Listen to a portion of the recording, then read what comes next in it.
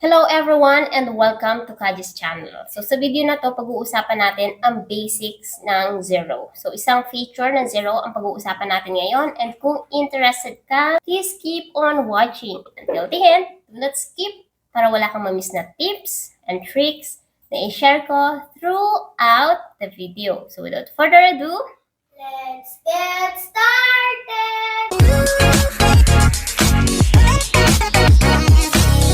Kung bago ka lang sa channel na to, I'm Kaji, virtual assistant, executive assistant, bookkeeper, accountant. So kahit anong work, pinapasok ko, basta't online, kasi online work is amazing! Sa channel na to, dinidiscuss natin more on online work, tips and tricks, and mga success stories. So kung interested ka sa mga topics na yon, please consider subscribing and don't forget to hit the notification bell para wala kang ma-miss na video na ina-upload ni Kaji every single week. Since created na yung products and services natin sa Zero, and meron na rin tayong contacts and nakaset up na yung ating tax rate, ngayon, pag-usapan naman natin how to create sales invoice sa Zero. Okay? So, if you go to business and then invoices, diyan natin makikita kung paano tayo makakapag-create ng sales invoice. So, ito yung view niya.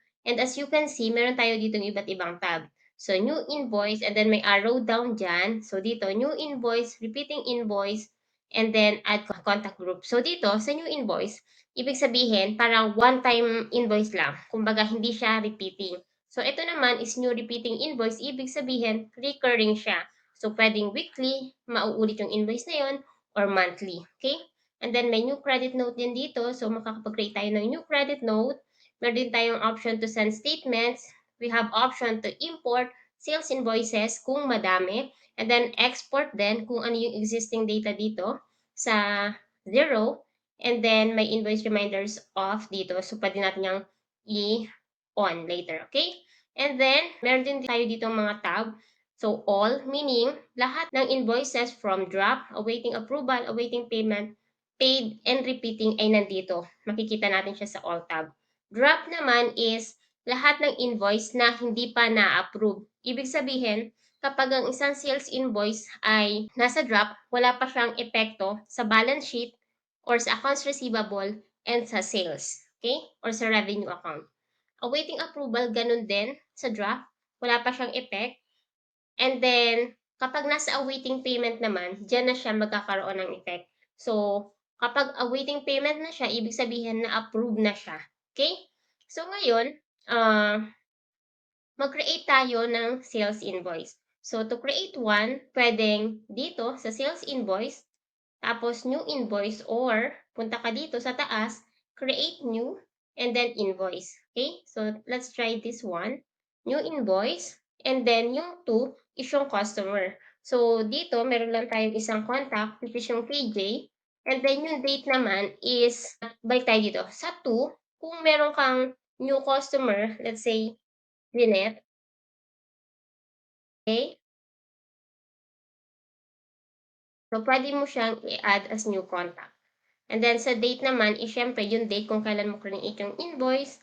Yung due date is depende. So, pwedeng ang due date niya ay 7 days after the date or the invoice date, 30 days after the invoice date, or 60 days after the invoice date. Okay? And then, yung invoice number naman natin is, so for this example, let's say, due date niya is the same as the invoice date.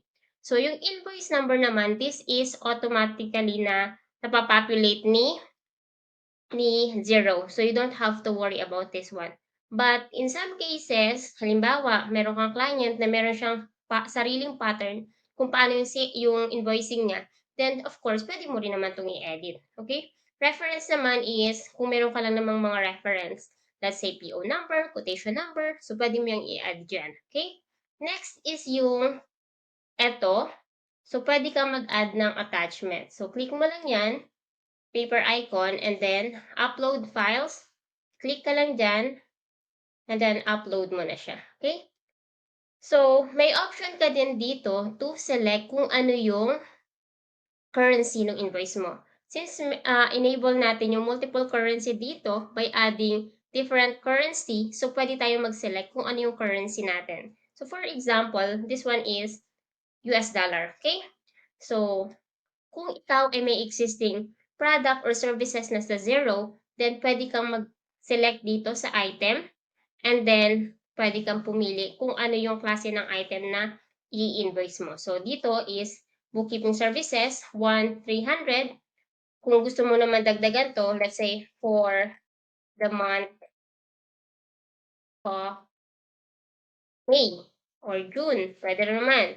Tapos 1, yung unit price, this is yung default na sinet up natin nung create natin yung product or services, okay? Pero, pwede mo rin siyang i-edit kung gusto mo, okay? And then yung account, pwede mo yung may edit, pero since sinet up na natin siya kanina, automatic na yan. So, kung gusto mo siyang i-change, pwede. Tax rate is depende rin sa client mo, sa location ng client mo, and kung nag-charge ba sila ng tax or hindi. Tapos, dito sa taas, may nakalagay dyan, tax exclusive. So, actually, meron tayong iba't ibang option. Exclusive, inclusive, at saka no tax.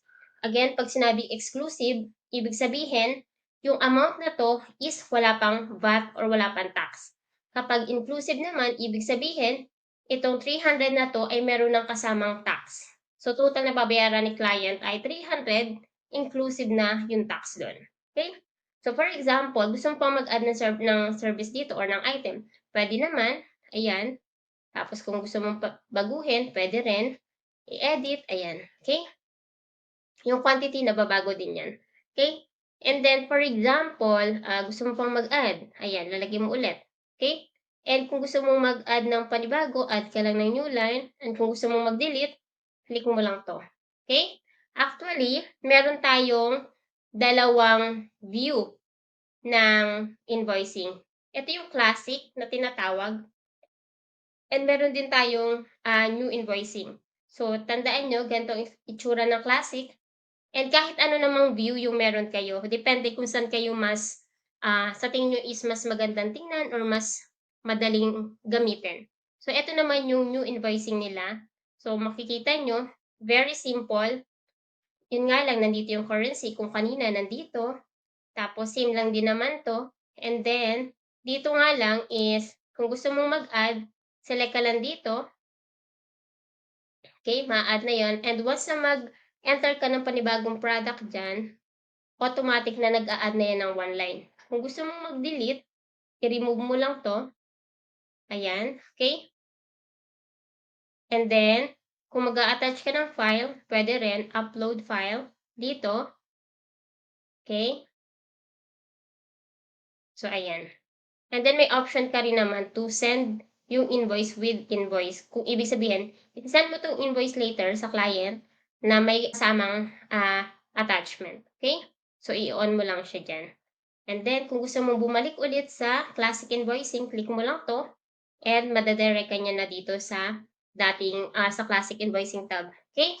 And then, so ngayon, may option dito sa baba to save as draft, continue editing, save and continue editing, save and submit for approval, save and add another.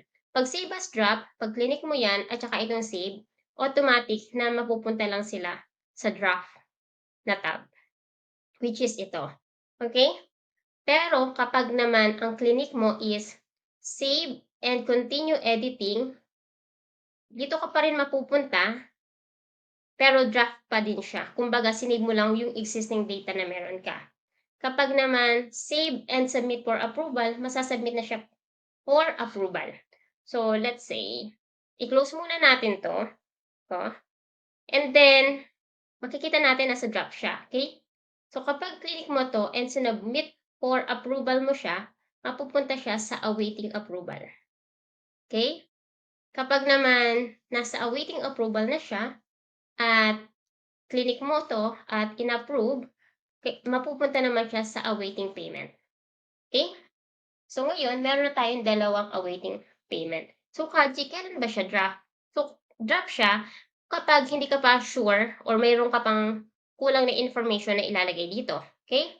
Next naman is, kailan siya kailangan kong i-save or ilagay sa awaiting approval. Depende yan. Meron kasing scenario na kung ang trabaho mo as a bookkeeper is to create sales invoice, at meron pang isang tao na mag-a-approve niyan, kailangan isa-save mo lang siya as awaiting approval, hindi pwedeng awaiting payment. And then yung tao na magche-check ng mga invoices na nasa awaiting approval, siya yung mag-a-approve dito. Pero kadalasan, kung ikaw ang gumagawa ng full bookkeeping nila, as in buo, all around ka, then from drop, pwede mo na yung i-submit as awaiting payment. Kasi ikaw din naman ang magche-check. So, no need na ilalagay mo muna dito, tapos dito. Hindi na kailangan yung ganun, okay? So, ngayon, punta tayo dito. Okay? So, dito may preview dito. Makikita mo sa desktop ang itsura niya and sa phone. Okay? And pwede mo rin naman siyang i-email sa client mo. So, may template na ginawa si Xero.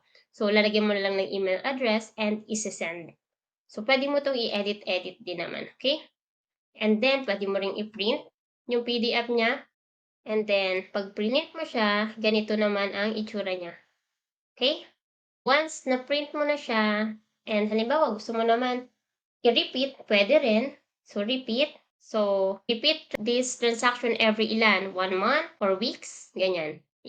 Invoice date, due date, let's say, every 15th of the current month. So, makikreate na yan. Optional is, yung end date is optional. So, ilang months ba itong magre-recur? Ganun siya. And then, isa-save and approve mo lang. So, kapag save na yan, oops, kulang pa tayo na information. Wala tayong due date. 15 of the following month. And date is 15. Okay? Save as draft, approve, or approve for sending. So, meron kang option to save as draft, approve, or approve for sending. Okay? So, nakaka-create na tayo ng repeating invoice. Okay? So, ngayon, punta ulit tayo dito. And then, okay, meron din tayo dito sa baba na history and notes. So, dito makikita nyo yung mga changes na nangyari dito sa invoice na to. So, kita mo, file uploaded, created, and then edited. And then, for example, binayaran na to. So, another way to mark this one as paid is, hold on. So, pakita ko muna yung magiging impact niya sa balance sheet and sa PL report. Okay? So, ngayon is May 2023, for example, or December. It's okay. It doesn't matter naman. December 2023. Okay? Tapos, income. Okay na yan. So, sales natin is 9.4. Yung 9.4 na yun is yung lahat ng sales invoice na create natin dito. So, eto siya. 5.1 plus 4.3 equals 9.4. So, yun yung sales or yung service income. Sa balance sheet is magkakaroon naman tayo ng accounts receivable. So, yun yung epekto. Kapag nag-create ka ng sales invoice sa Xero, ang entry niyan is debit accounts receivable and credits service or sales or any revenue account na ginamit mo. Okay? So, ngayon is try natin to 2023 and then update. Ayan. So, meron tayong accounts receivable na 9.4. Okay? So, ngayon, kunwari, binayaran na tong invoice na to. Okay? So, alam mo, bayad na siya same day kung kailan na-create yung invoice. Paid to, sabihin natin, PayPal USD. Tandaan nyo, PayPal USD and add payment. Okay, so try ulit natin. So, May 30, for example, paid to PayPal, add payment. So, approve payment received na siya. So, yung 9.4 na accounts receivable natin, mababawasan yan. And 4.3 na lang siya. And yung amount na pinaid natin is napunta sa PayPal USD. Okay? Pag pumunta tayo ngayon sa PayPal USD,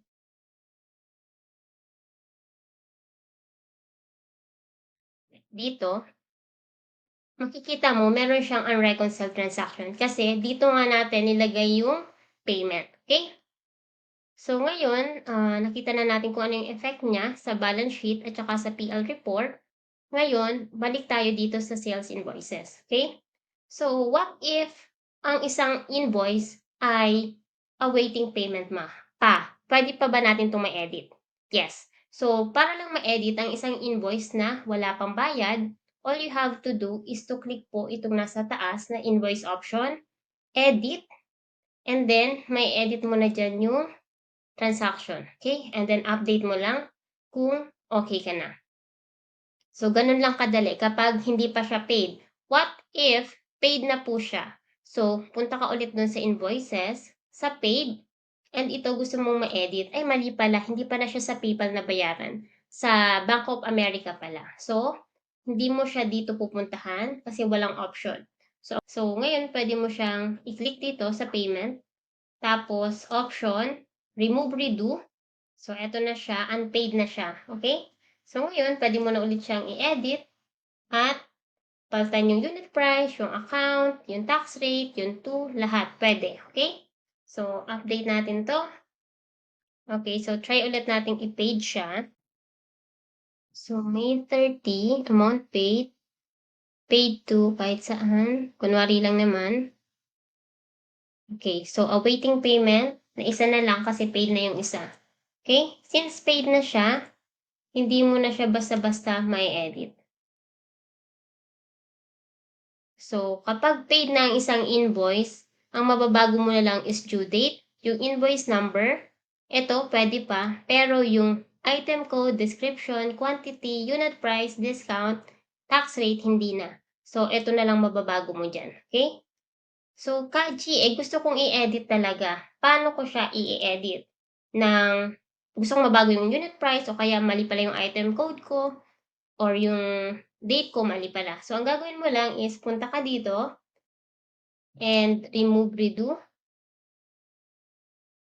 And ayan, wala na siya. Okay?